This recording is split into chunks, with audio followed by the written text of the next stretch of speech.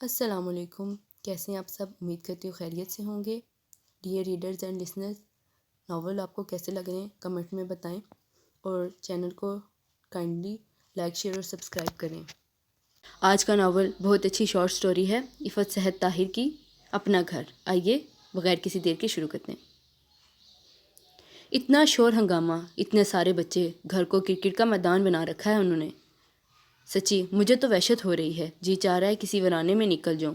وہ سخت بیزار ہو رہی تھی۔ بہت ناشکری ہو تم ماہین، ویرانہ اور سناٹا تو موت کی علامات ہیں، خوشی کی نہیں۔ اس شور ہنگامے ہی میں زندگی کی خوشیاں اور مسرتیں چھپی ہیں۔ سارا آپی نے متاسفانہ نظروں سے اسے دیکھتے ہوئے کہا تو وہ منہ پھٹ انداز میں بولی، وہ کوئی اور شور ہنگامہ ہوتا ہوگا،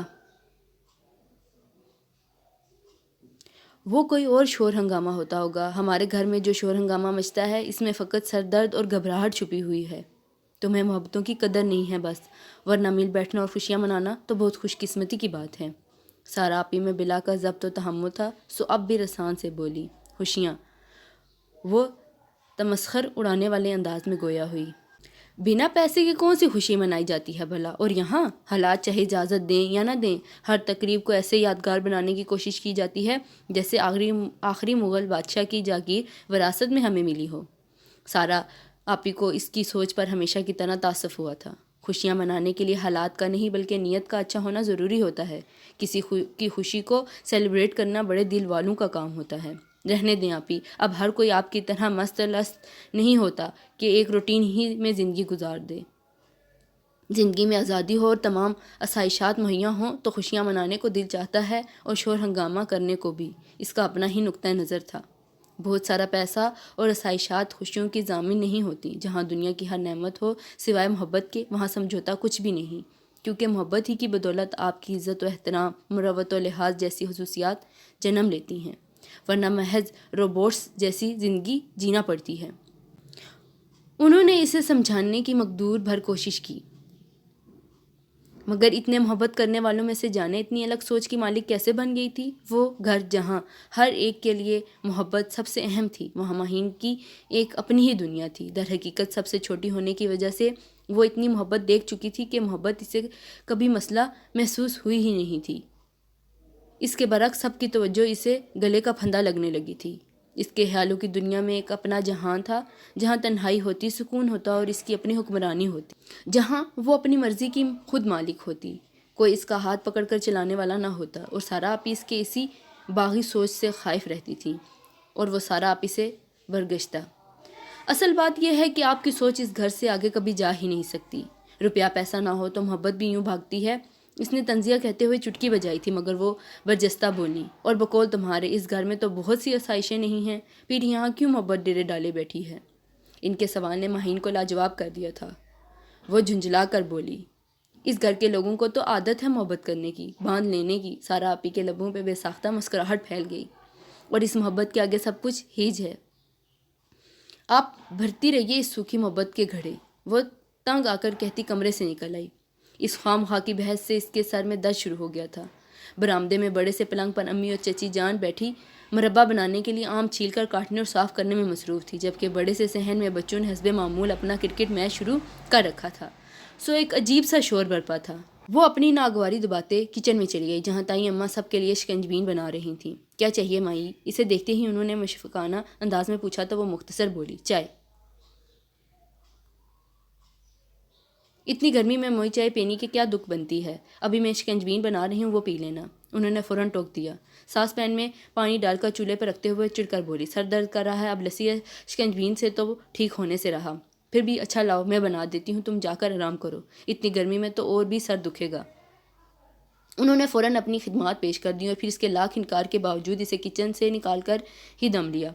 وہ بہت جلتی بھونتی واپس آئی تھی۔ کہاں چلی گئی تھی؟ سارا آپی نے تکیے کا کور چڑھاتے ہوئے یوں ہی پوچھ لیا تو وہ جو پہلے ہی جلی بیٹھی تھی تنک کر بولی، یہاں کیا کرفیو لگا ہے جو کہیں بھی جانا منع ہے؟ اوفو بھائی، یوں ہی پوچھ لیا تو کوئی حرج تو ہو گیا ہے کیا؟ وہ بیچاری گڑبڑا گئی تھیں۔ انہیں کیا پتا تھا کہ بھیڑوں کے چھتے میں ہاتھ دے بیٹھی ہیں۔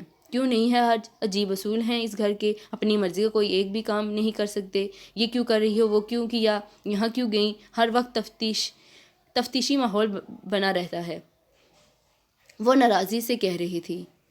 یہ سب کی بھی محبت کا انداز ہے مائی۔ آج کے اس نفسا نفسی کے دور میں جب ہر کوئی وقت کی چکی میں بری طرح سے پیس رہا ہے، بہت کم گھرانے ہم جیسے ہوتے ہیں ہر وقت ایک دوسرے کا احساس کرنے والے، خیال رکھنے والے۔ سارا آپی کی آنکھوں میں جگنوں کسی چمک اتر آئی تھی جو ہمیشہ کی طرح اسے طاقت کا شکار کرنے لگی۔ آپ کو تو بس یہ محبتیں ہی لے ڈوبی ہیں، اسی لیے اتنے آرام سے تابش بھائی سے منگنی کروا لی، مگر کل کو جب عملی زندگی میں قدم رکھیں گی تب آٹے دال کا بھاؤ معلوم ہوگا۔ الگ رہتی تو عیش بھی کرتی، مگر اتنی بڑی فیملی میں پتہ بھی نہیں چلے گا کہ مہینے کے 10,000 کہاں کھپ گئے۔ تب بتائیے گا کہ محبت کا پنچھی دل کی کس ڈال پہ بیٹھا ہے۔ سب کی سوچ تم جیسی نہیں ہوتی، حالات اچھے ہوں یا برے ایک دوسرے کے ساتھ کے سہارے ہی گزرتے ہیں، دکھ ہو یا سکھ دونوں میں ہی سب سے پہلے اپنے یاد آتے ہیں۔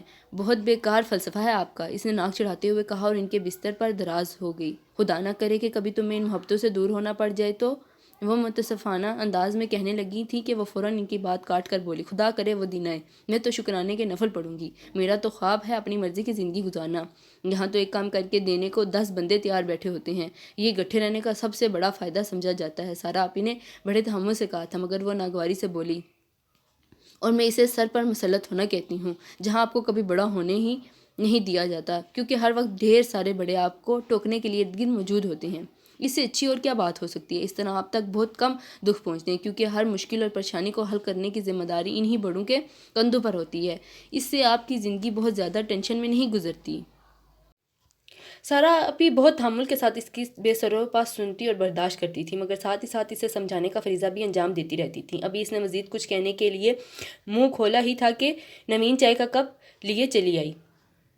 آپی زیادہ سر دکھ رہا ہے تو دبا دوں؟ وہ چائے کا کپ پکڑاتے ہوئے پوچھ رہی تھی۔ یہ آرڈر تائی اماں نے جاری کیا ہوگا، ماہین نے جواباً پوچھا۔ حسب توقع اس کا جواب اس بات میں تھا، جاؤ تم، میں بالکل ٹھیک ہوں۔ اس کے بیزاری سے کہنے پر نوین خاموشی سے چلی گئی۔ دیکھا آپ نے، ذرا سی بات کو بڑھا چڑھا کر کہاں سے کہاں لے جاتے ہیں سب۔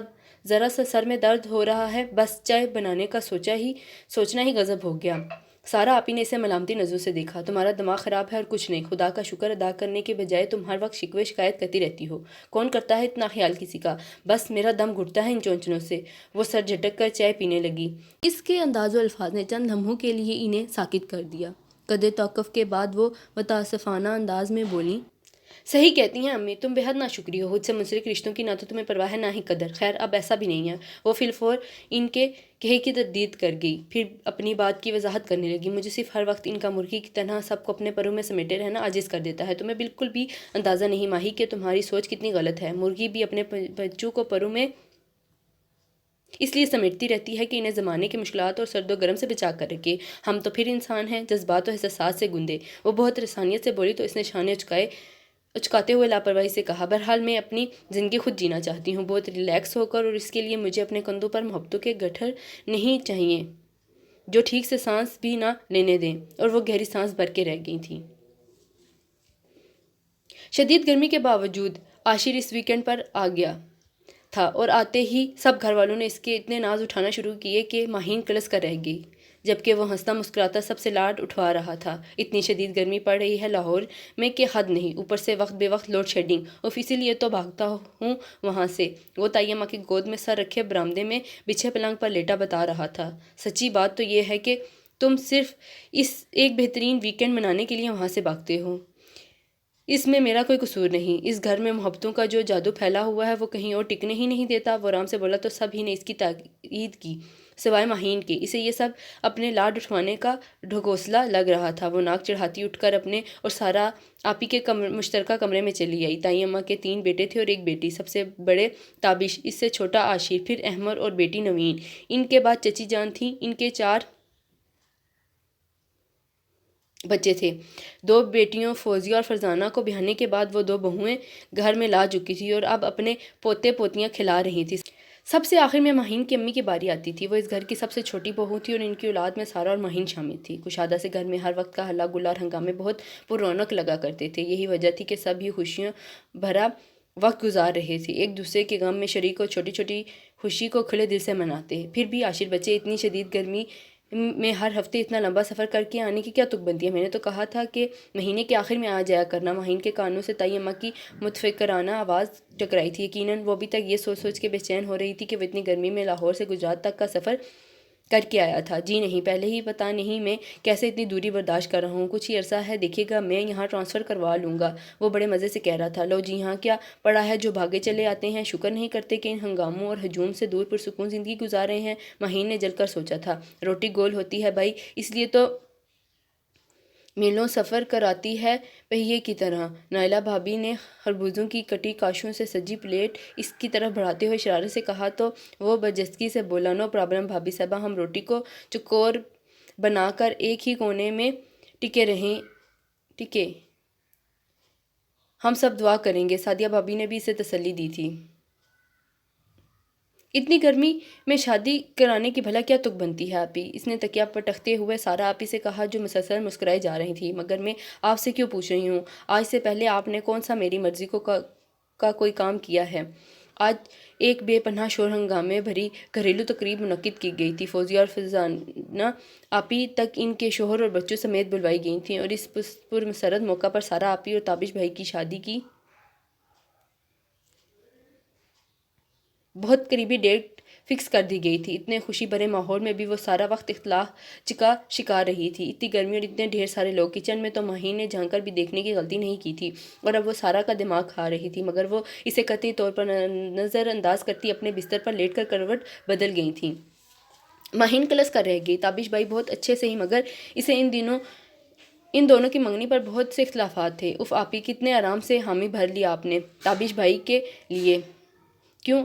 اس میں آخر عیب کیا ہے؟ وہ حیران ہوئی تھی۔ کمال ہے، آپ ہی ساری عمر اس گھر میں گزار کر بھی آپ کا دن نہیں بھرا، اسی گھر کے ایک دوسرے کمرے میں شفٹ ہو جائیں گی اور بس، نیا کیا ہے اس میں؟ پاگل ہو تم بالکل۔ وہ شرمگی مسکراہٹ کے ساتھ بولیاں، آنکھوں میں چھم سے تابش رزاق کا وجیح سراپا اتر آیا۔ ایک نئے اور اجنبی بندے کا ساتھ کیا زندگی کے نئے پن کے لیے کافی نہیں ہے؟ لو جی، مہین نے انہیں بے یقینی سے دیکھا۔ یہ نیا اور اجنبی بندہ کون ہے بھلا؟ خدا جھوٹ نہ بلوائے تو کم از کم بھی 24 سالوں سے دیکھ رہے ہیں اس بندے کو۔ سب سے زیادہ تو انہیں آپ ہی جانتی ہیں پگلی۔ اس جاننے اور اب کے جاننے میں بہت فرق ہوگا۔ پہلے کے رشتے میں ایک حد تھی، محبت کا انداز الگ تھا۔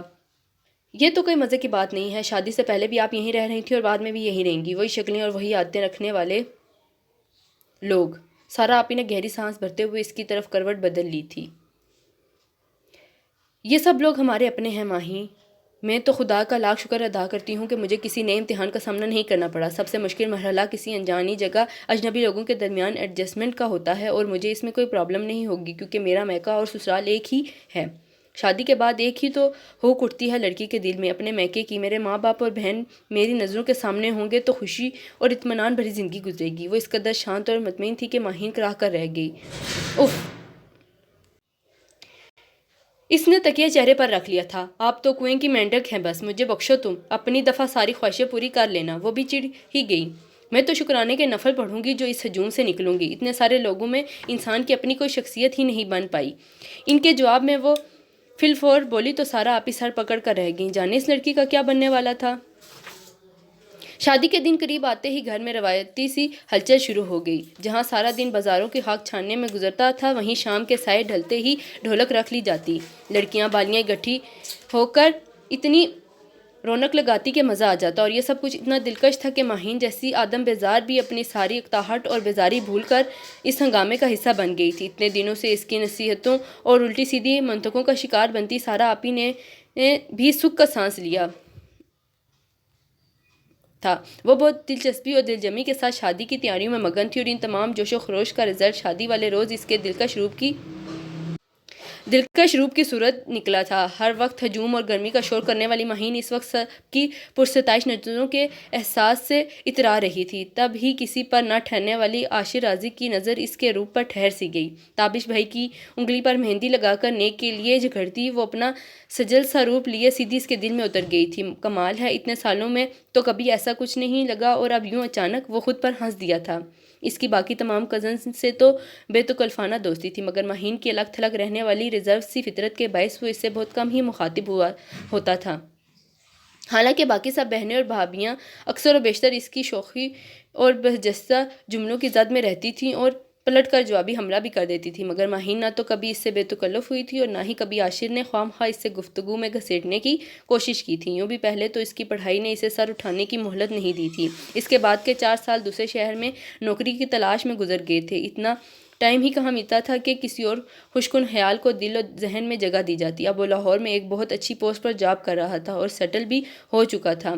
ویکینڈ پر گھر آتا، مگر اتنے سارے لوگوں میں اس نے کبھی سوچا بھی نہیں تھا کہ ماہین سے ملاقات ہوئی تھی یا نہیں، مگر آج کی یہ واردات بے حد انوکھی تھی۔ نوین کو چچا جان نے آواز دی تو وہ اس کی گھوری نظر انداز کرتی بھاگ گئی۔ بدتمیز ہیں ساری خود غرض، وہ روحانسی ہونے لگی۔ اتنے شوق سے اس نے ہاتھوں میں پہننے کے لیے گجرے منگوائے تھے، باقی سب میں بانٹنے کے بعد اب جب اس کی باری آئی تھی تو کوئی بھی اسے گجرے پہنانے والا نہیں بچا تھا۔ اچھی بھلی نوین موجود تھی، اسے بھی چچا جان نے پکار لیا تھا۔ تمہیں کیا ہوا ہے؟ تیزی سے اپنے کمرے کی طرف بڑھتا عاشر اسے راہداری میں محو انتظار پا کر ٹھٹک گیا تھا۔ کچھ نہیں ہوا مجھے، وہ خفا سی رخ موڑ گئی۔ کوئی اور موقع ہوتا تو اپنے مزاج کے مطابق عاشر بھی شانے جھٹک کر اپنی راہ لیتا، اس کے تو اپنے بھی ہزار نخرے تھے، مگر وہ ماہین کا سجدہ سا روپ ہی تھا جو اس کے قدموں میں بیڑی بن گیا تھا۔ مار پڑی ہے کیا؟ جی نہیں، وہ حسب توقع چڑھ کر پلٹی تھی۔ اچھا، چہرے سے تو لگ رہا ہے جیسے رو کر آئی ہو۔ لبوں کی تراش میں مسکراہٹ دبائے وہ بڑی فرصت کے عالم میں اس کے نقوش کی دلکشی جانچ رہا تھا۔ اس کی مسکراہٹ نے ماہین کو تپا دیا۔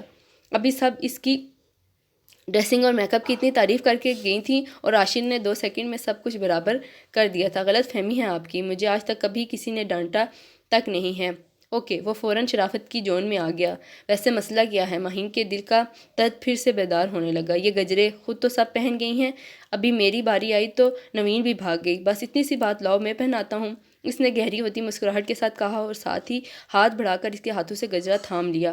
وہ گو مگو کی اسی کیفیت میں کھڑی تھی کہ اسے یہ آفر قبول کرنی چاہیے یا نہیں، مگر وہ اسے سوچنے کا مزید موقع دیے بغیر عجلت بولا، جلدی کرو نا، پھر میرج ہال بھی پہنچنا ہے، سب گاڑیوں میں بیٹھ رہے ہیں۔ ناچار ماہین کو ہاتھ آگے بڑھانا پڑا تھا۔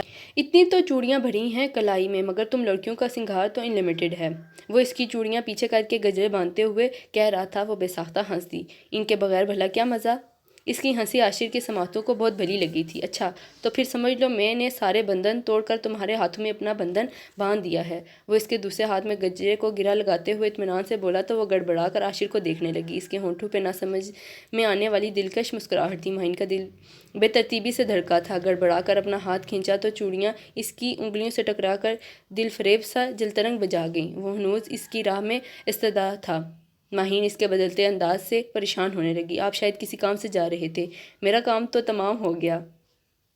وہ گہری سانس کھینچتے ہوئے معنی خیز انداز میں بولا تو اس کی شوخ نظروں نے اس کی پلکوں کو بوجھل کر دیا۔ ارے وہ ہنس دیا تھا، تم شرماتی بھی ہو، آپ پلیز راستے سے ہٹیں۔ وہ عاشر سے زیادہ اپنی دھڑکنوں کے بدلتے انداز سے خوفزدہ ہو گئی تھی۔ اور اگر میں تمہارے ہر راستے کی منزل بن جاؤں تو وہ تو آنکھوں کے راستے دل میں گھسا جا رہا تھا۔ ماہین کی کینچی جیسی زبان جیسے تالوں سے چپک کر رہ گئی تھی۔ بمشکل اسے ہاتھ سے ایک طرف دھکیلتی وہ تقریباً بھاگتے ہوئے باہر نکل گئی، مگر اس کے بعد بھی سارا وقت وہ خود کو اس کی مسکراتی نظروں کے حصار میں محسوس کرتی رہی تھی۔ دودھ پلائی کے وقت بھی اس نے ٹھیک سے جھگڑ کر نیک وصول کرنے نہیں دیا تھا۔ اتنے برجستہ جملے کسے کہ وہ ہاتھ لگا وہی لے کر اسٹیج سے اتر آئی تھی۔ جہاں سارا آپی بے حد خوبصورت لگ رہی تھیں، وہیں تابش بھائی بھی سب کی ستائش سمیٹ رہے تھے۔ دولہا دلہن کو رخصت کرا کے گھر لایا گیا۔ ایک یادگار دن کو انجوائے کرنے کے بعد رات گئے ان سب کو بستر نصیب ہوئے تو بے پناہ تھکن کے باوجود اسے فوراً نیند نہیں آئی تھی، بلکہ آنکھیں مونتے ہی پلکوں تلے عاشر کا سراپا اتر آیا تو وہ خود کو سرزنش کرنے لگی۔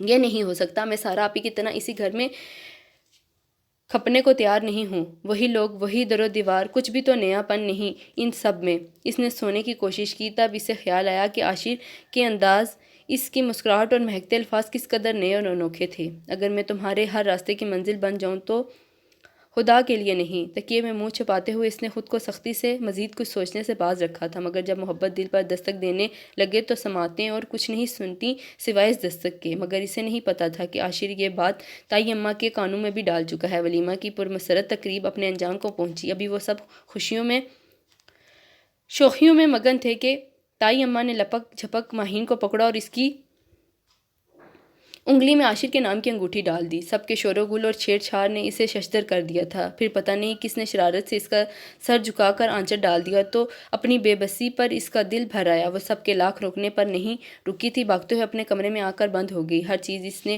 نوچ کر پھینک دی تھی۔ یہ بھی کوئی بات ہوئی، میری تو جیسے کوئی مرضی ہو ہی نہیں سکتی۔ وہ سب سے برگشتہ تھی۔ سب کے چہرے اس فیصلے پر جگمگا رہے تھے۔ کسی نے بھی اس کی بھیگی پلکوں کو دیکھنے کی زحمت نہیں کی تھی۔ سب کو عاشر رزاق کی خوشی جو دکھائی دے رہی تھی۔ بس اتنا ہی چارم ہوتا ہے، منگنی کروا لی۔ پھر پلٹ کر موصوف نے پوچھا بھی نہیں۔ یہ نقصان ہوتا ہے گھر کے بندے سے منگنی شادی کرانے کا۔ بچپن سے اب تک یہی شکل دیکھی ہے، آئندہ زندگی میں بھی دیکھنی ہے، تو اب دیکھنے کی ایسی کیا حسرت ہوگی۔ وہ منگنی کے بعد کئی بار لاہور سے آیا تھا۔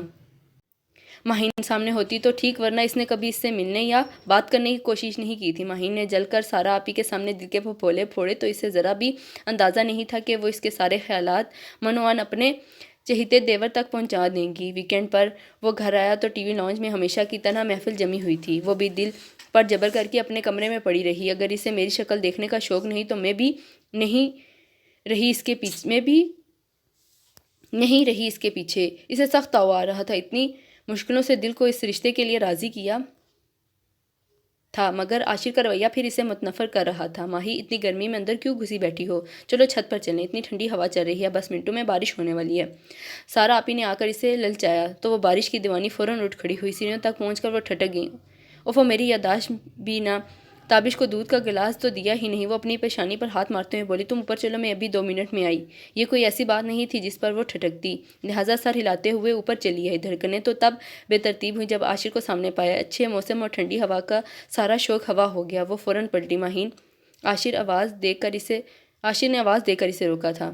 بھابھی بتا رہی تھی کہ تمہیں مجھ سے بہت شکوے ہیں، میں نے سوچا کہ کچھ تمہاری زبانی بھی سنا جائے۔ وہ اس کے مقابل کھڑا مسکرا رہا تھا۔ ماہین کی ساری تراری رخصت ہونے لگی۔ میرے خیال میں جوائنٹ فیملی سسٹم کا یہی فائدہ ہوتا ہے، بندہ اپنے آپے میں تو رہتا ہے نا، ورنہ تم تو مجھ سے چھپتی پھرتی۔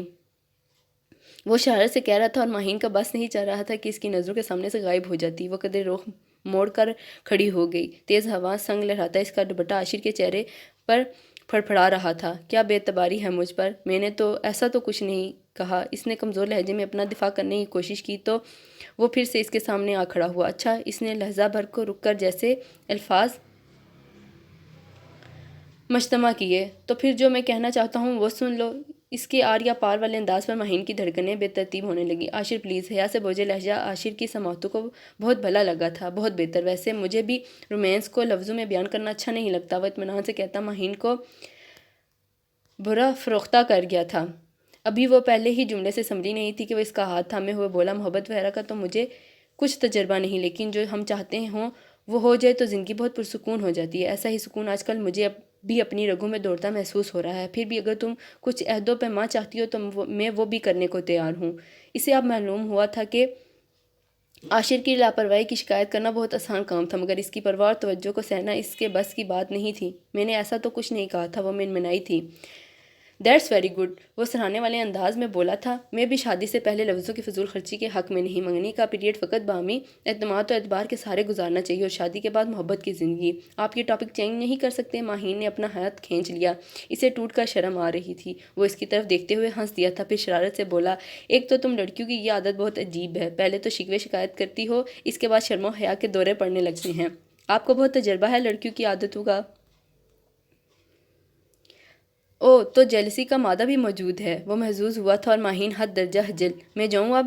اتنے اچھے موسم میں آج جانے کی ضد نہ کرو۔ وہ ہلکے سے گنگنایا تو وہ تنزن بولی، مجھے نہیں پتا تھا کہ آپ اتنا فضول بھی بولتے ہیں۔ میں بہت اچھا بھی بولتا ہوں، بس ذرا شادی ہو لینے دو۔ وہ اطمینان سے بولا تو وہ ایک مرتبہ پھر سٹ پٹا گئی۔ تھوڑا سا انتظار کرو، اس کے بعد آتے ہی بہانے سے تمہیں ڈھونڈا کروں گا، وہ تسلی دینے والے انداز میں بولا، مگر اس کی شرارت ماہین کو بہت اچھی طرح محسوس کر چکی تھی۔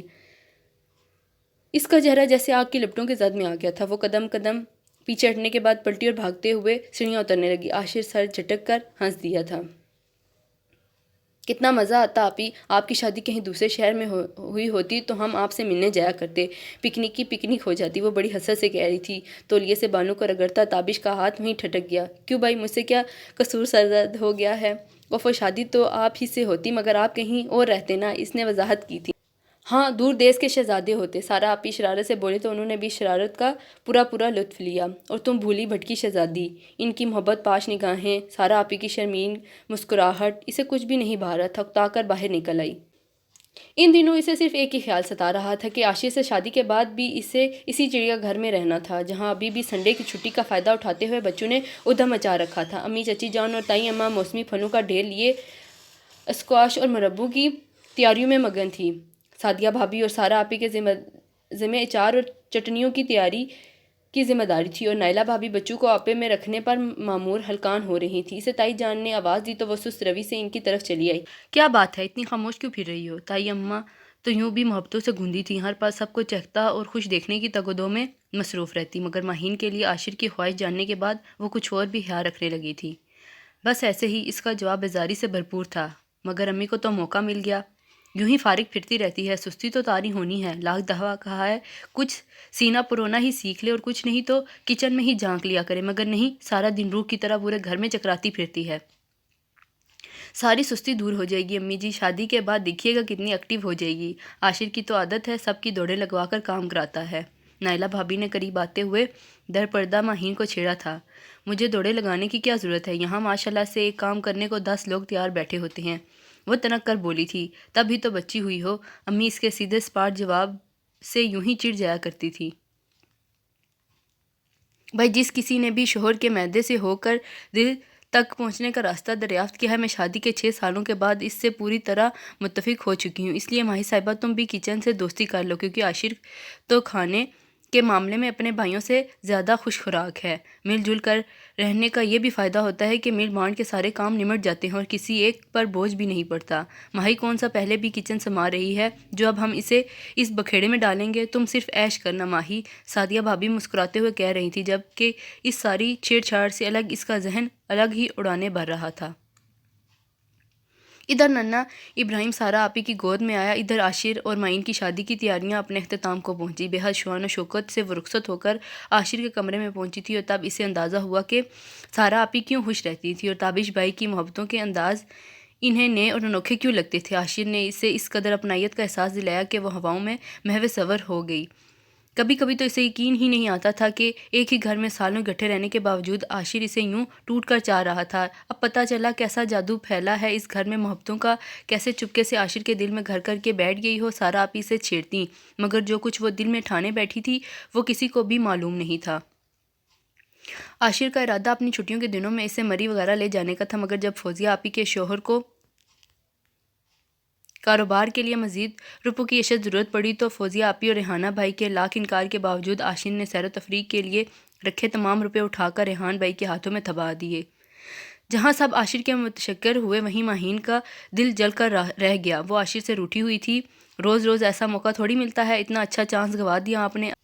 ارے یار، محبت زندہ باد، ہنی مون تو یہاں رہ کے بھی منایا جا سکتا ہے۔ اس نے اسے اپنی طرف کھینچتے ہوئے بہت محبت سے کہا تو اسے ہر بات بھولنے میں چند ہی سیکنڈ لگے تھے۔ پتہ ہے ماہی، مجھے ایسے ہی بیوی چاہیے تھی جو اس گھر کا حصہ بن کے رہتی، مجھے ہی نہیں میرے گھر والوں کو ہی بھی سمیٹ کے رکھتی۔ اور تم کمال ہو یار، گھر والوں کو نہیں گھر والے کو بھی قابو میں رکھا ہے۔ عاشر نے ان گزرے دنوں میں کئی بار برملا کہا تھا، لیکن چھٹیاں ختم ہوتے ہی جب عاشر نے واپسی کے لیے پیکنگ شروع کی تو ماہین ہر مصلحت کو بلائے طاق رکھ کے سامنے آ کھڑی ہوئی۔ وہ اپنی شرٹس بیگ میں رکھ کر پلٹا تو وہ الماری کا دروازہ بند کیے اس سے ٹیک لگائے کھڑی تھی۔ وہ بے ساختہ مسکراتے ہوئے اس کی طرف بڑھا۔ کیا ارادہ ہے؟ اس کے دائیں بائیں الماری پر ہاتھ ٹکاتے وہ شرارت سے پوچھ رہا تھا۔ میں بھی آپ کے ساتھ جاؤں گی، وہ پلکیں جھکا کر بولی۔ کاش کو اتنا بڑا سوٹ کیس ہوتا کہ جس میں پیک کر کے تمہیں بھی اپنے ساتھ لے جاتا، مگر اب تو فقط دل میں لے جانا پڑے گا، وہ آہ بھرتے ہوئے بولا تھا۔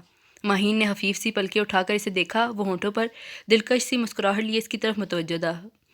فی الحال میں اپنے کپڑے لے جاتی ہوں، باقی کی چیزیں بعد میں لے جائیں گے، یا پھر وہ بڑے آرام سے کہہ رہی تھی۔ عاشر حیران سا ہو کر اس کی بات کاٹ گیا۔ کہاں جا رہی ہو تم؟ آپ کے ساتھ لاہور؟ آپ کو آفر تو ہے رہائش کی بھی، وہ جیسے سب کچھ طے کیے بیٹھی تھی۔ عاشر نے قدر دھیان سے اسے دیکھا، وہ بالکل سنجیدہ تھی۔ تو میں رہ رہا ہوں نا وہاں، تمہارا بھلا کیا کام ہے؟ سب لوگ یہاں ہیں، تم اکیلی وہاں کیا کرو گی؟ وہ پیچھے ہٹتے ہوئے سنجیدگی سے بولا۔ میری شادی ان سب سے نہیں بلکہ آپ سے ہوئی ہے، اور پھر آپ بھی تو وہاں ہیں، اکیلی تو نہیں ہوں گی میں۔ اس کی بات سن کر عاشر اس کا ہاتھ تھامے بستر تک لایا اور اسے بٹھا کر خود بھی اس کے سامنے بیٹھ گیا۔ یقین کرو ماہی، میرا اپنا دل بھی نہیں چاہ رہا تمہیں یہاں چھوڑ کے جانے کو، اور پھر میں تقریباً ہر ویکینڈ پر آ جاتا ہوں۔ 2.5-3 گھنٹے کا تو سفر ہے، پھر تمہیں خواہ مخواہ پردیس کاٹنے کی کیا ضرورت ہے؟ وہ اسے بہلانے والے انداز میں کہہ رہا تھا۔ آپ بھی تو کاٹ رہے ہیں پردیس، اور پھر آپ کے ساتھ ہوتے ہوئے دیس کیا اور پردیس کیا؟ وہ مطمئن تھی۔ فطری طور پر عاشر یہی سمجھ رہا تھا کہ وہ اس کی پہلی جدائی سے خائف ہے، سو ملائمت سے اس کا ہاتھ لبوں سے لگانے کے بعد سہلاتے ہوئے بولا، سچی بات تو یہ ہے ماہی کہ جتنا آسان تم سمجھ رہی ہو یہ سب اتنا آسان نہیں ہے۔ میں تمہیں وہاں لے جا کر خود خوار نہیں ہونا چاہتا۔ دوسرے یہ کہ وہ 2 گھروں کو مینیج کرنا میرے لیے بہت مشکل ہے۔ آپ یوں ہی ذہن پر سوار کر رہے ہیں ان چھوٹی چھوٹی باتوں کو۔ یہاں تابش بھائی ہیں، عدیل بھائی ہیں، اور ثاقب بھائی بھی اچھی خاصی جاب کر رہے ہیں۔ ہمارے وہاں چلے جانے سے کوئی مسئلہ نہیں ہوگا۔ اب عاشر کو لگا جیسے وہ پہلے ہی سب طے کیے ہوئے تھی۔ وہ فوراً اٹھ کھڑا ہوا اور دوبارہ سے الماری کھول کر اپنے کپڑے نکالنے لگا۔ تو پھر وہ منتظر تھی۔ تو پھر کچھ بھی نہیں، تم یہیں رہو گی، سارا بھابھی کی طرح اس گھر کو سنبھالو گی، وہ اب کی بار اٹل انداز میں بولا تھا۔ اور ایک عمر گزار دی ہے میں نے یہاں عاشر، شادی کے بعد تو کم از کم اپنا گھر جانا چاہیے۔ شوہر کا گھر ہی بیوی کا گھر ہوتا ہے ماہی، اور پھر کیا یہ تمہارا گھر نہیں ہے جو تمہیں اپنے گھر کی ضرورت پیش آنے لگی ہے؟ وہ اپنا کام ادھورا چھوڑ کر بے یقینی سے اسے دیکھ رہا تھا۔ مگر میں ساری عمر اس چڑیا گھر میں نہیں گزار سکتی۔ وہ اتنے آرام سے اتنی بڑی بات کہہ گئی تھی تو اس کے پیچھے عاشر کی گزشتہ دنوں کی دیوانگی کار فرما تھی جو وہ شادی کے بعد سے اس کے لیے دکھا رہا تھا۔ مگر اب شٹ اپ ماہین، وہ بولا نہیں مگر گرایا تھا۔ زبان سنبھال کر بات کرو، اس گھر میں میرے ہی نہیں تمہارے گھر والے بھی رہتے ہیں۔ تو رہتے ہیں سب یہاں، مگر میں نہیں رہوں گی۔ وحشت ہوتی ہے مجھے جوائنٹ سسٹم سے، ہر وقت کا ہنگامہ اور نکتہ چینیاں۔ میں اپنی مرضی کی زندگی گزارنا چاہتی ہوں۔ وہ اب بھی بضد تھی۔ عاشر یوں تو بہت سمجھدار اور قدرے ٹھنڈی طبیعت والا شخص تھا، مگر کبھی کبھار آنے والا اس کا غصہ بھی دیکھنے والا ہوتا تھا۔ تم کیا کرنا چاہتی ہو جس کی آزادی نہیں ہے تمہیں یہاں؟ اور یہ جو تمہیں نکتہ چینی لگتی ہے نا، یہ ان سب کی محبت ہے جو قدم قدم پر تمہاری رہنمائی کرتی ہے، صحیح اور غلط کی پہچان دیتی ہے۔ میں بھرپائی ایسی محبتوں سے۔ وہ اس کے بلند لہجے سے خائف ہوئے بغیر بیزاری سے بولی تو عاشر مٹھیاں بیچ کر رہ گیا۔ تو پھر میرے ساتھ جا کر کیا کرو گی؟ ان سب کی 22 سالوں کی محبت تمہیں موم نہیں کر پائی تو میری 2 ہفتوں کی محبت کو کس کھاتے میں ڈالو گی تم؟ وہ تلخی سے بولا تھا۔ آپ خواہ مخواہ ایک چھوٹی سی بات کا مسئلہ بنا رہے ہیں عاشر، وہ اب کی بار بگڑ کر بولی تھی۔ اسی وقت دروازے پر دستک ہوئی تو عاشر گہری سانس بھرتے خود کو نارمل کرنے لگا، جبکہ وہ یوں ہی تنے ہوئے تاثرات لیے بیٹھی رہی۔ آ جائے، عاشر کے کہنے پر سارا آپی خائف سا چہرہ لیے اندر چلی گئی۔ کیا کر رہے ہو تم لوگ؟ باہر تک آوازیں جا رہی ہیں تم دونوں کی۔ ان کے انداز میں سرزنش تھی، تنبیہ تھی، اور اس میں نیا کچھ بھی نہیں تھا۔ غلط بات پر ٹوکنا یا سمجھانا اس گھر کے ہر بڑے کی سرشت میں شامل تھا۔ عاشر نے بات سمیٹنے کے لیے ہونٹوں پر جبڑی مسکراہٹ پھیلائی، مگر اس سے پہلے ہی وہ چیخ کر بولی، تو کیا اب اپنے کمرے میں ہم اپنی پسند اور مرضی کے مطابق رہ بھی نہیں سکتے، بات نہیں کر سکتے؟ تمیز سے بات کرو ماہین، عاشر نے سارا آپی کا لحاظ کرتے ہوئے مدھم لہجے میں مگر سختی سے کہا تھا، مگر وہ اسی انداز میں بولی، اور کسی کے معاملات میں خواہ مخواہ کی دخل اندازی کو آپ کچھ نہیں کہیں گے؟ بکواس مت کرو۔ عاشر ایک دم سے بھڑک اٹھا تھا۔ بیچاری سارا آپی اڑی رنگت لیے حق تک سی کھڑی اس نئے نویلے جوڑے کے انداز دیکھ رہی تھی۔ اس گھر کی یہی ریت ہے، اپنی مرضی سے آپ ہنس بول بھی نہیں سکتے، کوئی نہ کوئی ہر قدم پر آپ کو ٹوکنے کے لیے ضرور کھڑا ہوگا، اور یہی بات مجھے پسند نہیں ہے۔ وہ بہت تنفر سے بولی تو قصوروار نہ ہوتے ہوئے بھی عاشر کو سارا آپی سے ندامت محسوس ہونے لگی، جبکہ وہ معذرت کرتی فوراً ہی پلٹ گئی کہ عاشر کی پکار پر بھی نہ رکی تھی۔ میں کبھی سوچ بھی نہیں سکتا تھا ماہین کہ تم ایسی سوچ رکھتی ہو۔ میرے سامنے تو سارا بھابھی ایک مثال تھی، مگر افسوس تم ان کا پاسنگ بھی نہیں۔ وہ تاسف امیز غصے سے کہتا باہر نکل گیا۔ یہی ہوتا ہے گٹھے رہنے میں، ہر وقت کسی نہ کسی سے مقابلہ ہوتا رہتا ہے، اینڈ آئی ہیٹ دیٹ۔ وہ سلگ رہی تھی۔ عاشر نے چاہے جتنا بھی شور مچایا، غصہ دکھایا، مگر یہ تائیمہ ہی کا کمال تھا کہ انہوں نے ماہین کا سامان پیک کروا کر اسے بھی عاشر کے ساتھ روانہ کر دیا۔ ماہین کو خود سے کوئی جنگ لڑنے کی ضرورت ہی نہیں پڑی۔ سارا آپی نے جتنا انہیں بتایا اسی سے وہ ماہین کی تیور بھانپ گئی تھی، اور وہ بجائے ان کی مشکور ہونے کی یوں تفاخر سے عاشر کے ساتھ گھر سے نکلی جیسے یہ اس کی زندگی کا بہترین فیصلہ ہو۔ اصل بات صرف تائیمہ، سارا آپی اور امی کو معلوم تھی، اس لیے سب ہی اسے عاشر کے ساتھ رخصت کرتے ہوئے بہت اداس ہو رہے تھے، جبکہ امی کے انداز سے جھلکتی سرد مہری ماہین نے بہت اچھی طرح محسوس کی تھی، مگر اس گھر اور ماحول سے نکلنے اور متوقع آزادی کے احساس نے اسے کسی بھی طرف دھیان دینے کی مہلت نہیں دی تھی۔ 3 روز درمیانے درجے کے ہوٹل میں گزارنے کے بعد وہ عاشر کو کمپنی کی طرف سے ملے فلیٹ میں شفٹ ہو گئے۔ Single bed room, attach bath room, kitchen اور چھوٹے سے ٹی وی لاؤنج پر مشتمل فلیٹ ماہین کو کوئی خاص پسند نہیں آیا تھا۔ بلکہ اس غضب کی گرمی میں دروازہ کھولتے ہی شدید حبس نے اس کا استقبال کیا تو اس نے اندر داخل ہوتے ہی بے قراری سے سب سے پہلے پنکھا چلایا۔ اتنی اچھی جاب ہے آپ کی اور رہائش اتنی فضول دے رہے ہیں وہ لوگ، اس نے ناک چڑھا کر تبصرہ کیا تھا۔ میری طرح انہیں بھی تمہاری پسند کا اندازہ نہیں ہے، اس لیے ان سے غلطی ہو گئی، عاشر نے طنزیہ بولا تھا، مگر اپنی لاپرواہ فطرت کی وجہ سے ماہی نے اس کے انداز پر کوئی خاص توجہ نہیں دی اور آگے بڑھ کے بالکنی کا دروازہ کھولنے لگی۔ اس نے بھی سوچ لیا تھا کہ اگر عاشر نے اپنا موڈ نہ بدلا تو وہ بھی اس سے بات نہیں کرے گی۔ عاشر نہا کر نکلا تو وہ بھی گرمی سے بے چین ہوتی شاور لینے کے خیال سے باتھ روم میں گھس گئی، مگر نل کھولتے ہی کھولتا ہوا پانی سے جہنم کی یاد دلا گیا۔ وہ ٹب میں موجود پانی پر اتفاق کرتی جیسا تیسا غسل کر کے کپڑے تبدیل کرتی باہر نکلی تو عاشر کھانے کا بندوبست کر چکا تھا۔ گھریلو ہوٹلنگ نے ماہین کا دل خوش کر دیا۔ اس پر متضاد عاشر کا موڈ بھی کافی نارمل تھا، سو وہ کھانے کے دوران اس سے ہلکی پھلکی باتیں کرتا رہا تھا۔ گزرے 3 دنوں میں عاشر ضرورت کی ہر چیز گھر میں لا چکا تھا۔ کچھ کمپنی والوں کی مہربانی تھی کہ یہ مختصر سا فلیٹ انہیں فرنشڈ ہی ملا تھا، حتیٰ کہ لاؤنج میں میز پر چھوٹا کلر ٹی وی بھی موجود تھا۔ اب ذرا کچن کا جائزہ لے لو اور ضرورت کی چیزوں کی لسٹ بنا کے مجھے دے دینا، میں واپسی پر لیتا آؤں گا۔ کھانے کے بعد عاشر ٹی وی کے سامنے بیٹھے ہوئے بولا تھا، ابھی تو اتنی تھکن ہو رہی ہے میں کچھ نہیں کر سکتی، صبح جائزہ لوں گی ہر چیز کا اچھی طرح۔ اس نے برتن سمیٹتے ہوئے سستی کا مظاہرہ کیا تھا۔ اچھا ایک کپ چائے تو چلے گی نا؟ وہ گہری سانس بھر کے پوچھنے لگا تو وہ مسکرا کر اس بات میں سر ہلاتی کچن میں چلی گئی۔ عاشر یہاں گرمی بہت ہے کچن میں، چائے بناتے ہوئے وہیں سے اونچی آواز میں بولی تو ٹی وی اسکرین پر نظریں جمائے وہ بھی اسی کے انداز میں بولا، سامنے ایک کھڑکی ہے یار، اسے کھول لو شاید کچھ تبدیلی آ جائے۔ اس کی ہدایت پر عمل کرتے ہوئے ماہین نے کھڑکی کھولی تو ٹھنڈی ہوا کے جھونکے نے واقعی طبیعت میں فرحت بخش سا احساس کھول دیا اور وہ اس کے لیے چائے کا کپ لیے چلی آئی۔ عاشر، میں نے اب دیکھا کچن میں فریج بھی ہے، وہ اسے بتا رہی تھی، یہ سب میری سیونگز میں آیا ہے۔ عاشر نے کہا تو وہ سوچتے ہوئے بولی، مگر ٹی وی اور فریج دونوں ہی کا سائز چھوٹا ہے، مگر ہم دونوں کے لیے کافی، اور پھر ضرورت کا پورا ہونا ہی آج کل سب سے بڑی عیاشی ہے۔ تیش پسندی تو بہت اوپر کی بات ہے، وہ سنجیدگی سے بولا، ایک تو آپ فوراً سیریس ہو جاتے ہیں، انسان کو ہمیشہ آگے کا سوچنا چاہیے، آگے کا سوچنا چاہیے، اپنوں سے آگے کا نہیں۔ وہ جتانے والے انداز میں بولا تھا، مگر ماہین ڈرامے کے دلچسپ سے سین کی طرف متوجہ تھی، اس لیے سن نہیں پائی۔ وہ خاموشی سے چائے پینے لگا۔ عاشر نے 2 روز ہی اس کی تھکن کا بہانہ برداشت کیا تھا۔ ماہی، صبح سے ناشتہ تم بنا رہی ہو، ریڈی میڈ والا قصہ اب ختم کرو، نہ تو میرا معدہ برداشت کر رہا ہے اور نہ ہی جیب۔ وہ رات کے کھانے کے بعد اس کے ساتھ بالکنی میں کھڑا صاف گوئی سے کہہ رہا تھا، نئی نویلی دلہن سے کام کروائیں گے آپ؟ وہ اسے شرم دلانے والے انداز میں بولی، مگر وہ ذرا متاثر نہیں ہوا تھا۔ نیا نویلا دولہا بھی تو کام پر جانا شروع کر چکا ہے، اگر یہاں تیمہ ہوتی تو وہ کبھی بھی مجھے، وہ ہلکے پھلکے انداز میں کہنے لگی تھی کہ وہ اس کی بات کاٹتے ہوئے جتانے والے انداز میں بولا، مگر یہاں امی نہیں ہے، نہ تمہاری اور نہ ہی میری جو تمہارے ناز نخرے اٹھائیں۔ آپ تو ہیں نا، اور سنا ہے کہ جب آپ اکیلے رہتے تھے تب بہت اچھی کوکنگ کرتے تھے۔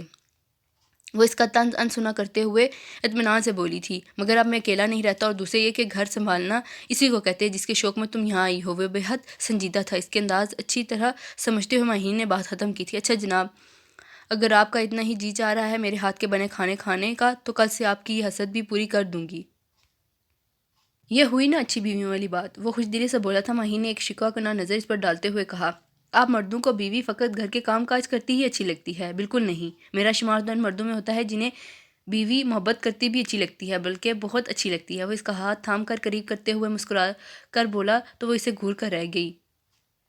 اگلی صبح عاشر ہی نے اسے جگایا تھا۔ عاشر، سونے دیں پلیز، رات حبس اور گرمی نے دیر تک جگائے رکھا تھا، سو اس کی نیند ابھی پوری نہیں ہوئی تھی۔ اٹھ جاؤ ماہی، مجھے آفس سے دیر ہو جائے گی، اٹھ کے ناشتہ بناؤ۔ اب کے بعد عاشر نے اس کو بازو سے تھام کر جھنجھوڑا تھا۔ ماہین کے خواب دیدہ ذہن کو اس کا فقرہ ڈیکوڈ کرنے میں کچھ دیر لگی تھی۔ عاشر تو آرڈر دے کر باتھ روم میں گھس گیا، مگر وہ کوفت کا شکار ہونے لگی، بھلا اتنی صبح اٹھ کر کون ہانڈی چولہے کی شکل دیکھے، کم از کم اس سے تو یہ اتفاق کبھی نہیں ہوا تھا۔ عاشر باتھ روم سے نکلا تو وہ ابھی تک نیند کے مزے لے رہی تھی۔ کم آن ماہی، اب اٹھ بھی جاؤ یار، جاگی ہوئی ہوں۔ باتھ روم کے خالی ہونے کا انتظار کر رہی تھی۔ وہ جمعیاں لیتی چپلوں میں پاؤں پھنساتی باتھ روم میں گھس گئی تھی، اور جب تک وہ باہر نکلی عاشر نکسک سے آفس جانے کو تیار تھا۔ وہ دوپٹے ہی سے چہرہ پوچھتی کچن میں چلی آئی، چائے بنا کر ڈبو روٹی کے سلائس جیم لگا کر پلیٹ میں رکھے اور ٹرے اٹھائے لاؤنج میں چلی آئی۔ آج پہلا دن تھا اور آج ہی لیٹ۔ ادھر سے اعتراض ہوا تو مجھے پہلے اٹھا دیتے، ماہی نے سارا الزام اسی پر ڈالا۔ पराठा नहीं बनाया, एक और एतराज़। इतनी गर्मी में माहीन ने आंखें फैलाईं तो वो गहरी सांस भरते नाश्ता करने लगा। आटा गूंद लेना और टाइम पे हांडी भी बना लेना। लंच टाइम में आऊँगा, आने से पहले मैसेज करूँगा, मोबाइल पास ही रखना। टिश्यू से हाथ साफ करता वो उजलत में उठा। ओफो, एक तो आपकी जल्दबाजी, ऐसे जाते हैं। माहीन हफा हुई तो वो ठटका वो दरवाजे तक इसके पीछे आई थी। पलट कर इसका बाजू थाम कर खुद से करीब किया और आइंदा नाश्ते में मुझे चाय मिलनी चाहिए। जो शानदार नहीं, कान में सरगोशी करता वो मुस्कुराते हुए बाहर निकल गया तो धड़ाम से दरवाज़ा बंद करती वो आकर सोफे में धंस गई। इतनी मेहनत की, सुबह सुबह 8 बजे उठकर नाश्ता बनाया, इसका कुछ नहीं, लेके 10 कीड़े निकाल दिए। काफ़ी देर यूं ही बेदिली से पड़े रहने के बाद इसे भूख ने सताया तो कुछ खाने का ख्याल आया।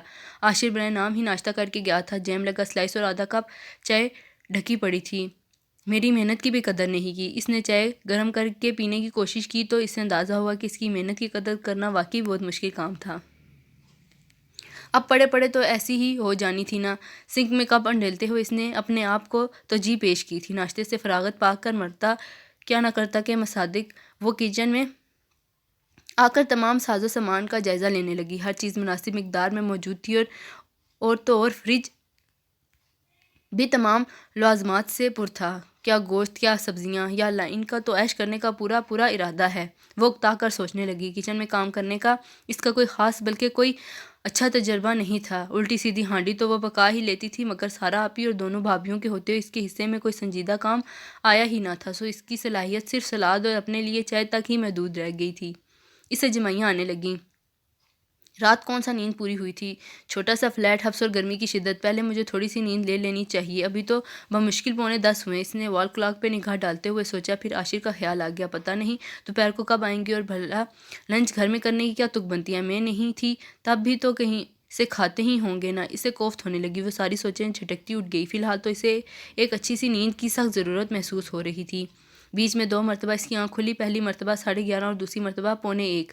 बस 10-15 मिनट और सो लूँ, इसने हस्बे आदत सोचते हुए आँख मूंद ली। और फिर इसकी आँख तब खुली जब दरवाजे की घंटी तो आतर के साथ बज रही थी। वो हड़बड़ा के उठी। दरवाज़ा खुलते ही आशिर की शक्ल देखकर इसने गहरी सांस भरी। इतनी देर कब से बेल बजा रहा हूँ मैं। वो कोफ्त का शिकार था। शदीद गर्मी में बाहर खड़ा होना मुश्किल था। पता ही नहीं चला सो गई थी मैं। वो शर्मिंदगी से बोली। इसकी नींद ऐसी ही थी बेसुध। मैं फ़्रेश होके आ रहा हूँ, खाना लगा दो। वो कहता हुआ बेडरूम में घुस गया तो वो जमाई लेती सोफ़े पर बैठने लगी थी। हड़बड़ा के उठ खड़ी हुई। या अल्लाह, इसका दिल ज़ोर से धड़का। ये तो मुझे ही खा जाएंगे। इसने परेशानी के आलम में बेडरूम का दरवाज़ा खोल के देखा। वॉशरूम में से पानी गिरने की आवाज़ आ रही थी। क्या करूँ, घबराहट और शर्मिंदगी के मारे से रोना आने लगा। वो शावर लेकर आया तो इसे सर थामे बैठे देख के परेशान हो गया। क्या हुआ माहीन, तफक्कुर से पूछा, मगर वो यूं ही बैठी रही। वो इसके पास बैठ गया। तबीयत तो ठीक है तुम्हारी। इसने डरते डरते आशिर की तरफ देखा और अटक अटक कर बोली, वो मैंने कुछ नहीं बनाया। क्या नहीं बनाया? आशिर समझ नहीं पाया था। इसे नॉर्मल मूड में देखकर माहीन ने झिझकते हुए झूठ बोल ही दिया, मेरी तबीयत ठीक नहीं थी इसलिए मैंने खाना नहीं बनाया। क्या हुआ था तबीयत को? चंद हमों तक इसका चेहरा देखने के बाद इसने पूछा तो वो सटपटा गई। गर्मी बहुत थी ना, शायद बीपी लो हो गया था। इतना टाइम तो मिला ही नहीं था कि कोई जानदार सा बहाना तराश लेती, सो इसी से काम चला लिया। वो खामोश बैठा था। माहीन का दिल जैसे बहुत सोच सोच के धड़क रहा था। वो उठा तो माहीन ने परेशान होकर पूछा, कहाँ जा रहे हैं? ज़ाहिर है कुछ खाने को लाऊंगा। वो संजीदगी से कहता दरवाजे की तरफ बढ़ा तो इत्मीनान की सांस माहीन के हलक से खारिज हुई। 15-20 मिनटों में वो पसीने से भीगा खाना ले आया था। माहीन ने सब कुछ प्लेटों में निकाला। पानी भी ले आओ। आशिर ने टोका तो वो अपनी यादाश्त को कोसती पानी लेने भागी। वो बेहद खामोशी से खाना खा रहा था। लो जी, सारी मोहब्बत खाने पीने और खिदमतें कराने तक ही है। वो अंदर ही अंदर कलस रही थी। चंद नवालों के बाद ही माहीन को अपनी भूख ख़त्म होती महसूस हुई तो इसने पानी का गिलास उठाकर लबू से लगा लिया। खाना नहीं खा रही तुम? काफ़ी देर बाद इसे ख्याल आया था। मुझे भूख नहीं है, कदरे खफगी भरे अंदाज में कहा। अभी वो नई नवेली दुल्हन थी। माहीन का ख्याल था थोड़ा सा नखरा तो बर्दाश्त कर ही लेगा, मगर वो आराम से बोला, अच्छा तो जाकर मेरे लिए कप चाय बना लाओ। वो रुका, फिर हर लफ्ज़ पर जोर देते हुए बोला, मगर वो सिर्फ चाय ही होनी चाहिए। खाने के बर्तन समेट कर जलती बुनती वो किचन में चली गई। आशिर के तंज ने दिल पे अलग वार किया था, सो इसने हादसा दिल लगा के चाय बनाई। सुबह तो शायद नींद की ज्यादती की वजह से गड़बड़ हो गई थी, मगर इस वक्त वो ताने सुनने के मूड में नहीं थी, ना तनकीद ना तारीफ। चाय ख़त्म करते ही वो उठ खड़ा हुआ। रात का खाना बना लोगी या वो भी लेता हूँ? वो सादगी से पूछा था, मगर माहीन को सरासर तंज लगा। मैं बना लूँगी, इसने रखाई से कहा। आशिर के जाने के बाद पहली बार इसे तन्हाई का शिद्दत से एहसास हुआ। आज़ादी के तसव्वुर से सरशार इसने कभी इन जिम्मेदारियों के मुतल्लिक तो सोचा ही नहीं था जिससे اب پالا پڑنے والا تھا۔ اسے بے ساختہ ہی سارا آپی یاد آنے لگی، جو اس کی ہر مشکل اپنے سر لینے کو ہمہ وقت تیار رہتی تھی، اور یہ مشکل اکثر ان کاموں کی صورت میں ہوتی جو کبھی کبھار امی اس کے ذمہ لگا دیتی تھی۔ خود احتسابی کا لمحہ سامنے آیا تو وہ خود کو سرزنش کرتی اٹھ کھڑی ہوئی۔ تھوڑی سی توجہ اور محبت سے سب ٹھیک ہو جائے گا۔ وہ برتن لیے کچن میں داخل ہوئی تو اسے احساس ہوا کہ لاہور کی گرمی یوں ہی مشہور نہیں، اسے امی کے گھر کا بڑا سا کچن یاد آنے لگا۔ رات کے گندے برتن سنک میں پڑے تھے، نل میں سے پانی بہت گرم آ رہا تھا۔ اس نے بمشکل برتن دھوئے تو ذرا سی دیر میں وہ پسینے میں نہا گئی۔ اس کا دل گھبرانے لگا تو جلدی سے لاؤنج میں آ کر پنکھے کے نیچے کھڑی ہو گئی۔ یا اللہ، کام کیسے ہوگا؟ رات کے کھانے کی تیاری کا خیال تلوار کی مانند سر پہ لٹک رہا تھا۔ اسے نہیں یاد تھا کہ اس نے کاموں کے لیے کبھی اتنی مشقت کی ہو کہ اسے اتنا پسینہ آیا ہو۔ وہ تو گرمیوں میں بھی صاف ستھری اور خوشبوؤں میں بسی رہتی تھی۔ ایک خیال تو آیا کہ فوراً نہا کے دوسرے کپڑے پہن لیں، مگر ابھی کھانا بنانا ہے اور پانی بھی بہت گرم ہے۔ وہ مارے باندھے پھر سے کچن میں چلی آئی۔ پکنے میں سب سے آسان اسے چاول اور چنے ہی لگے۔ اس نے چنے بھگو کے رکھ دیے۔ یہ تو ہر کوئی کھا لیتا ہے، پکنے میں بھی آسان ہوتے ہیں۔ وہ سوچ سوچ کر کام کر رہی تھی۔ کبھی اتنی دلچسپی سے خانہ داری کے امور سے سر انجام ہی نہ دیے تھے کہ کاموں میں تسلسل یا روانی ہوتی۔ لہسن اور پیاز لے کے وہ لاؤنج میں آگئی۔ لہسن چھیلنا ایک مشکل مرحلہ تھا تو پیاز کاٹنا اس سے بڑی مصیبت۔ وہ آنکھوں پر پانی کے چھینٹے مارنے کے لیے بھاگی۔ شام کو عاشر گھر پہنچا تو وہ تمام کاموں سے فارغ شاور لے کر فریش سی ٹی وی دیکھ رہی تھی۔ اٹھ کر دروازہ کھولا اور ایک خوبصورت سی مسکراہٹ اس کی نظر کی۔ بہت اچھا ریسیپشن دے رہی ہو، کیا بات ہے؟ اسے بازو کے گھیرے میں لے کر اندر بڑھتے ہوئے اس نے اشارے سے پوچھا تو وہ سمٹ سی گئی۔ میں آپ کے لیے پانی لاتی ہوں۔ ہاں پلیز، وہ صوفے میں دھنس دیا۔ عاشر کے خوشگوار موڈ نے مہین کو مطمئن کر دیا۔ وہ جلدی سے پانی کا گلاس لے کر پلٹی تھی۔ وہ پرسوچ انداز میں اسے دیکھتے ہوئے گھونٹ گھونٹ پانی اندر اتار رہا تھا۔ یوں کیا دیکھ رہے ہیں؟ اس کی نگاہ کے ارتکاز سے وہ پزل ہوئی۔ اچھی لگ رہی ہو، ہلکی سی مسکراہٹ کے ساتھ کہتے ہوئے وہ مہین کو آج کتنے دنوں بعد پہلے جیسے وارفتہ انداز میں دکھائی دیا تو اسے بہت اچھا لگا۔ وہ کپڑے تبدیل کرنے چلا گیا تھا۔ فریش سا لوٹا تو کھانے کے لوازمات دیکھ کر اس نے ناک بھونج اڑائی۔ تمہیں کوئی اچھا سا کھانا پکانا نہیں آتا؟ یہ دال چنے چاول وغیرہ تو لڑکیوں کی من پسند خوراک ہیں۔ وہ کھسیاہٹ دباتے ہوئے آرام سے بولی، میں بھی لڑکی ہوں جناب، کبھی قورمہ بناؤ، کبھی بریانی، کبھی نہاری، فریج بھرا پڑا ہے چیزوں سے، بلکہ صبح ناشتے میں بھی فرینچ ٹوسٹ بنانا۔ وہ اپنی پلیٹ میں تھوڑے سے چاول نکالتے ہوئے کہہ رہا تھا، اور اتنی گرمی میں یہ سب کون کھاتا ہے؟ مہین کو ان ڈشز کا سوچ کر ہی گرمی لگنے لگی۔ پھر تنک کر پوچھا، ویسے جب میں یہاں نہیں تھی تب تو آپ یہ عیاشیاں نہیں کرتے ہوں گے؟ پہلا نوالا منہ میں ڈالتے ہی وہ نفی میں سر ہلانے لگا۔ کیا ہوا؟ نمک لے کر آؤ۔ اس کے کہنے پر مہین نمک دانی اٹھا کر لائی تھی۔ وہ اپنے لیے پلیٹ میں چاول نکالنے لگی۔ ساتھ کچھ رائتا سلاد ہی بنا لیا ہوتا، اسی سے بندہ پیٹ بھر لیتا۔ نمک ڈالنے کے بعد بھی شاید ذائقہ نہیں بنا تھا۔ عاشر نے بہت کم کھانا کھایا اور پلیٹ پرے کھسکا کر پانی پینے لگا۔ مہین کو افسوس ہوا۔ واقعی سلاد تو سامنے کی چیز تھی، یہ تو وہ بنا ہی سکتی تھی۔ پتہ نہیں یہاں آ کے اسے کیا ہو گیا تھا۔ تمہیں کھانا پکانا نہیں آتا؟ اس نے پوچھا تو اب کی بار مہین نے جھوٹ بولنا مناسب نہ سمجھا۔ بس تھوڑا بہت۔ اس طرح کا تھوڑا بہت یعنی روزانہ اسی طرح کا کھانا ملا کرے گا؟ وہ ناگواری سے اس کے بنائے ہوئے کھانے کی طرف اشارہ کرتے ہوئے کہہ رہا تھا۔ وہ برا مان گئی۔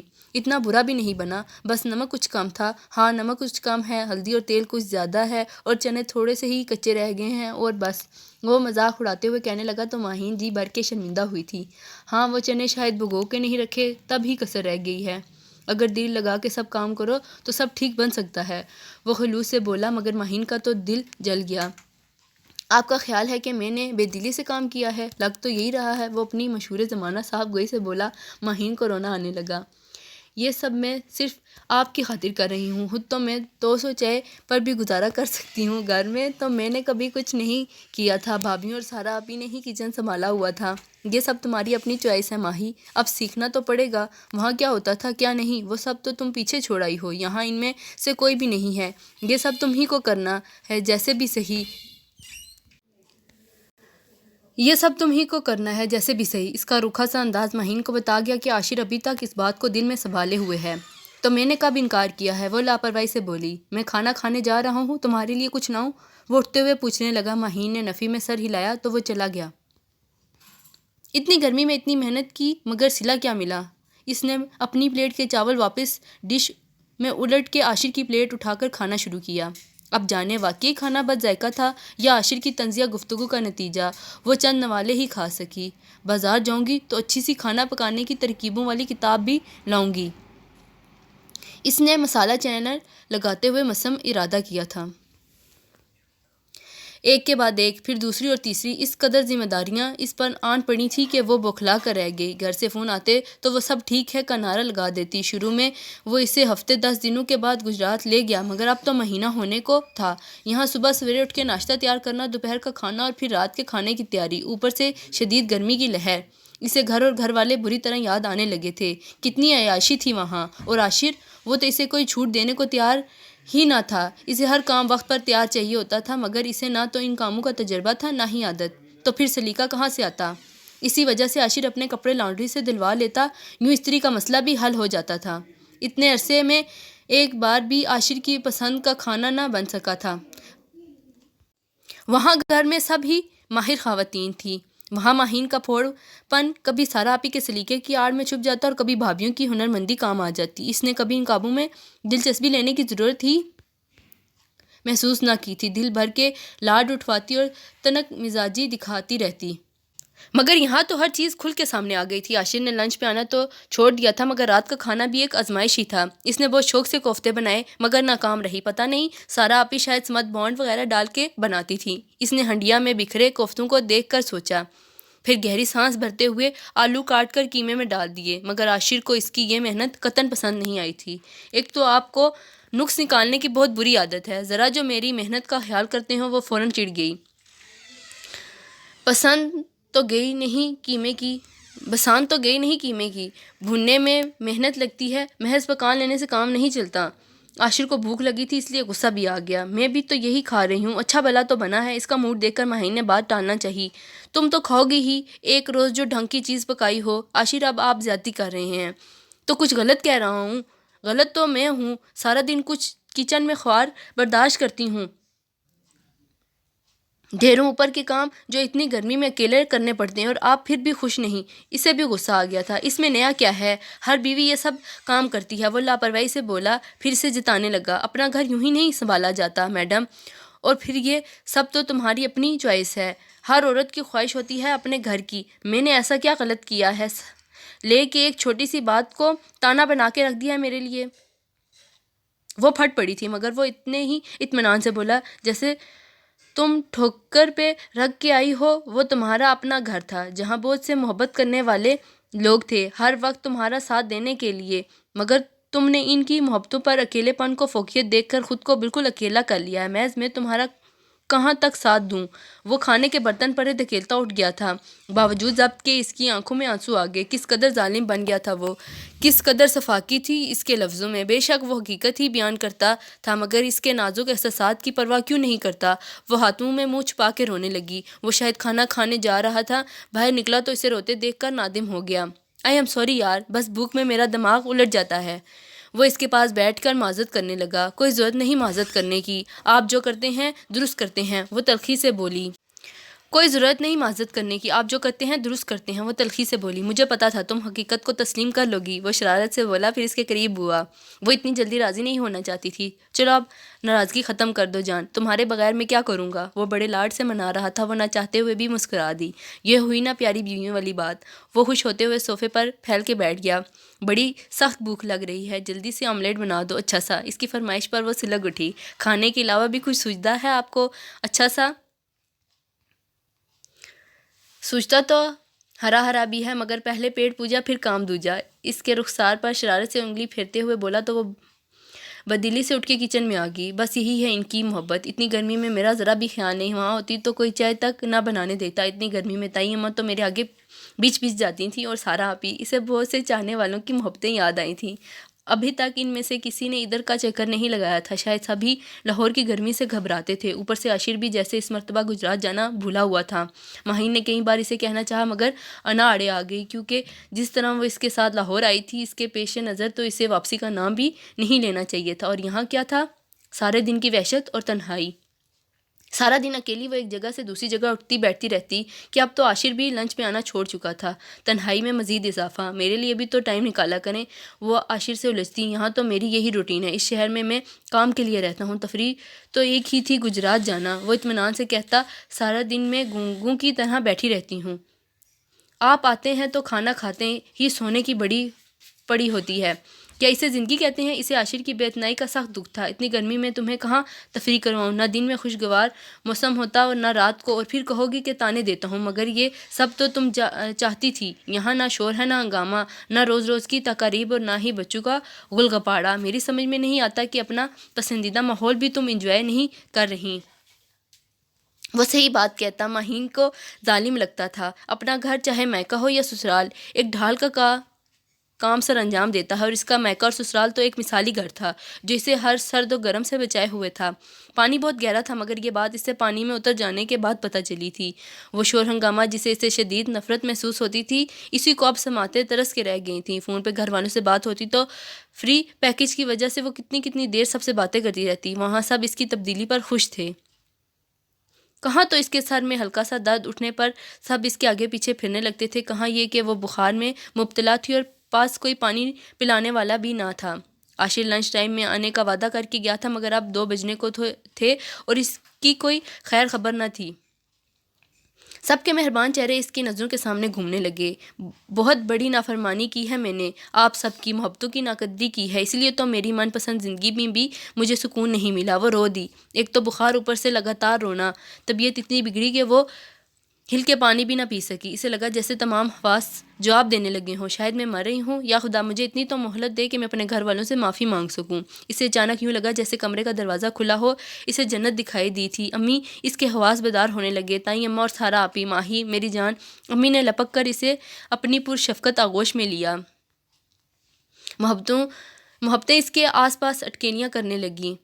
سارا آپی نے ٹھنڈے پانی کا گلاس اس کے لبوں سے لگایا تو وہ کتنے ہی بڑے بڑے گھونٹ بھر گئی۔ وہ تینوں اس کے لیے متفکر تھیں۔ سر جھکائے بیٹھے عاشر کو زبردست جھاڑ پڑ رہی تھی، مگر ماہین کو شک ہو رہا تھا کہ وہ مسکرا رہا تھا۔ شکوے، شکایات، الزامات، اس نے عاشر کو ڈانٹ پڑوانے میں کوئی کسر نہ چھوڑی تھی، اور پھر ندامت۔ مجھے واپس جانا ہے تائیں اماں، اسی محبت بھری چھاؤں میں۔ آ گیا نا دماغ ٹھکانے پر، محبتوں کو ٹھکرانے والا یوں ہی ٹھوکر کھاتا ہے۔ عاشر تان سے باز نہیں آیا تھا۔ تائیں اماں نے اس کے شانے پر دھموکا جڑتے ہوئے اس سے آنکھیں دکھائی تھی۔ خاموش رہو تم، مجھے احساس ہو گیا ہے تائیں اماں، اپنوں کی چھاؤں چھوڑ کر سایہ تلاش کرنا حماقت ہوتی ہے، اور وہ چڑیا گھر وہاں رہ لو گی تم۔ عاشر کو کچھ بھی نہیں بھولا تھا، بکواس کی تھی میں نے بس، یا اور کچھ۔ ٹینشن کے زیر اثر وہ اس پر چڑھ دوڑی تھی۔ دیکھا میکے والوں کی کتنی سپورٹ ہوتی ہے۔ عاشر نے اس کے یوں بدلحاظی دکھانے پر اسے جتایا۔ کیوں خواہ بات کو بڑھاتے ہو عاشر، بچی سے غلطی ہو گئی تھی۔ تائیں اماں کی فراق دلی کی تو ایک دنیا معترف تھی۔ اس کی آنکھیں بھر آئیں۔ یہ بھی حق پر ہیں تائیں اماں، یہ میری زندگی کی سب سے بڑی اور بدترین غلطی تھی، جو میں اتنی محبتوں سے متنفر ہو کر اپنی الگ دنیا بلکہ ویرانہ بسانے چلی تھی۔ مگر اب مجھے اچھی طرح احساس ہو گیا ہے کہ اپنے اور اپنوں کے بغیر انسان کچھ بھی نہیں ہے۔ چلو اب بس کرو ماہی، ہمیں تو عاشر نے زبردستی یہاں آنے سے روک رکھا تھا، ورنہ ہم تمہیں کسی مشکل میں تنہا چھوڑ سکتے ہیں؟ سارا آپی سے اس کا رونا دیکھا نہ جا رہا تھا۔